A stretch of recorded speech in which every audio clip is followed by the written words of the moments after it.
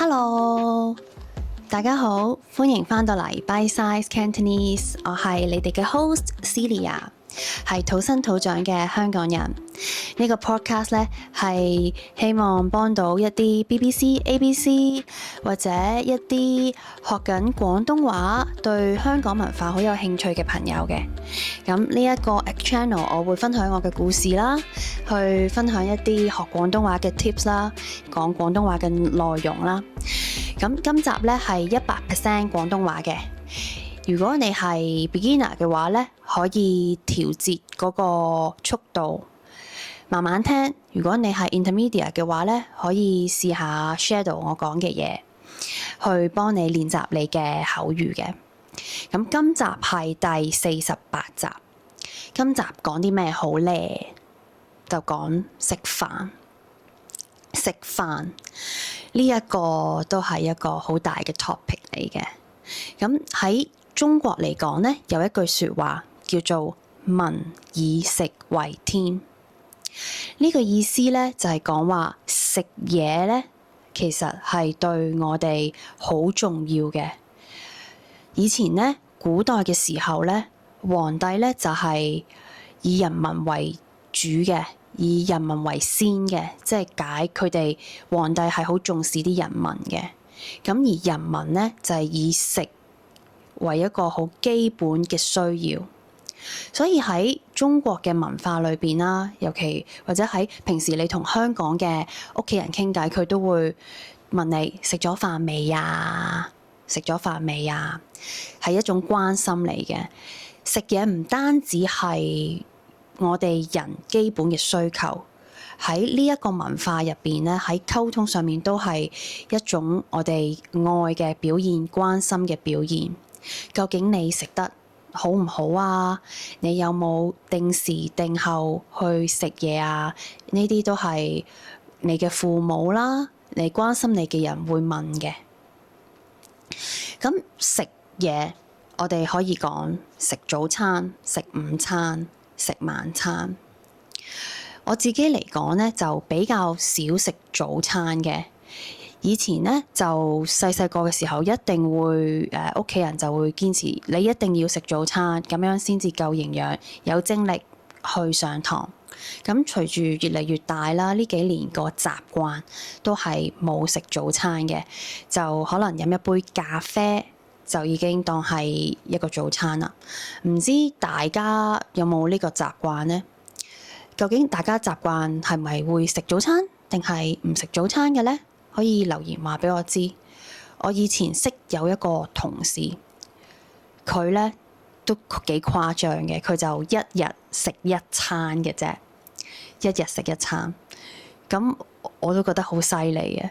可能個個人嘅體質唔同啦，所以我諗如果你想減肥啊，或者節食，都真係要睇一睇自己嘅身體適唔適應到。因為咧，講起食嘢咧，我都有一個習慣，就係斷食即係 fasting， 英文係 fasting。咁我自己其中一個原因就係我相信 fasting 可以幫身體可以變得更加 digest 得好啲嘅，我自己覺得。所以我自己就唔食早餐嘅。咁講起食晏晝啦，或者我哋香港人好多時就咁會講食 lunch， 即係食晏晝。咁有啲人亦都會講係食午飯，食午飯就比較文雅啲嘅一個講法啦。食 lunch， 咁我係返9至5㗎啦。咁有陣時咧，我都會自己準備午餐嘅。咁呢一樣嘢咧就好慳錢啦。咁亦都比較健康啦，我覺得。咁但係如果有時候比較忙嘅時候咧，就會喺出邊買嘢食啦，可能買一個三文治啦，又或者出去買個炒飯啊，又或者買一個 pasta 咁嘅。咁唔知大家鍾唔鍾意自己準備 lunch box 嘅咧？我自己都幾享受一次過準備晒好多唔同嘅幾日嘅午餐嘅，咁就係一個比較快捷同埋比較有效嘅方法，慳時間嘅方法，亦都係比較慳錢嘅。我覺得，如果你有個 partner 啦，咁大家食嘅嘢都一樣，咁亦都一次過整都係比較方便嘅。咁呢一個咧就係我午餐嘅習慣啦。唔知大家食午餐嘅習慣係點樣呢？會唔會係好鍾意出街食嘅呢？忙到不得之了，所以係被逼一定要出街食嘅呢？冇時間喺屋企整嘅呢？可以留言話俾我知喎。咁講到第三餐啦，一日入邊第三餐就係晚餐啦。晚餐咁我自己嚟講呢，一般就會係可能一個禮拜出街食一次，會同朋友啊、同屋企人啊、同先生一個禮拜出去食一次，出街食飯，我哋叫出街食飯。咁就可以試下啲唔同國家嘅食物啦。咁以前呢，可能喺香港嘅時候呢，就會比較鍾意出街食嘅，但係呢，習慣呢樣嘢會轉變嘅，而家就比較鍾意留喺屋企食嘢嘅，留喺屋企自己煮嘅。咁但係有陣時呢，都會有懶嘅時候，唔想洗碗啊，唔想準備食材呢。咁嗰個時候呢，又唔想出街喎。咁有一個選擇就係叫外賣。喺倫敦呢度呢，咁就主要有3個比較方便叫外賣嘅一啲 app 啦，Deliveroo 啊、Uber Eats 啊，同埋 Just Eat 嘅。咁我自己呢，就係 Deliveroo 嘅一個忠實客戶。咁所以呢，一有覺得攰嗰啲日子呢，唔想煮嘢食，咁我就會係去叫外賣嘅。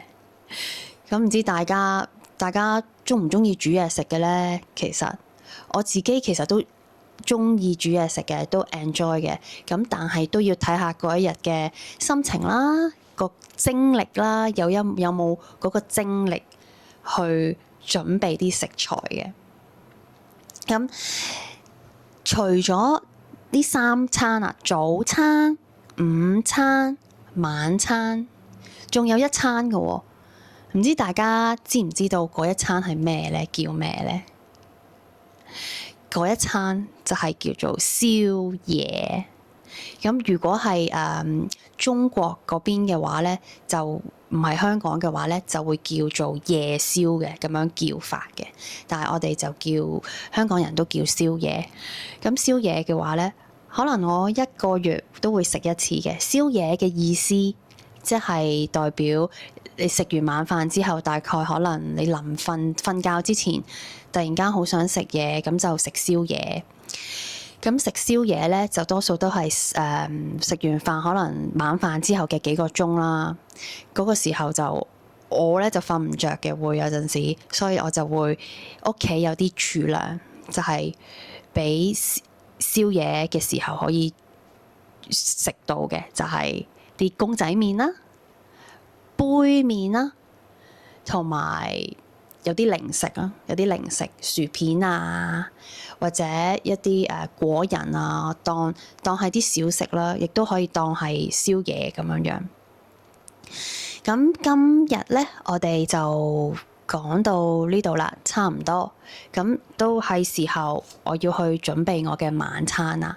咁我今晚嘅晚餐呢，希望就整一啲好好飲嘅魚湯，因為我自己就好鍾意食魚嘅，所以我依家就要落去廚房準備我嘅魚湯啦。喺之前嗰幾集我講過話，依家準備緊一啲 How to order 點心 like a local 嘅一啲教學材料，咁我就揾咗一啲資料啦，然後就整咗一個 web page 嘅，咁條 link 咧就喺個 description 嗰度。如果有興趣嘅話咧，就撳條 link 去試下玩個 game，因為有個 game 喺入邊嘅，咁就俾啲 feedback 我，同我用 email contact 啦。咁喺我完成呢個 product 嘅時候咧，你就成為第一個人可以知道啦。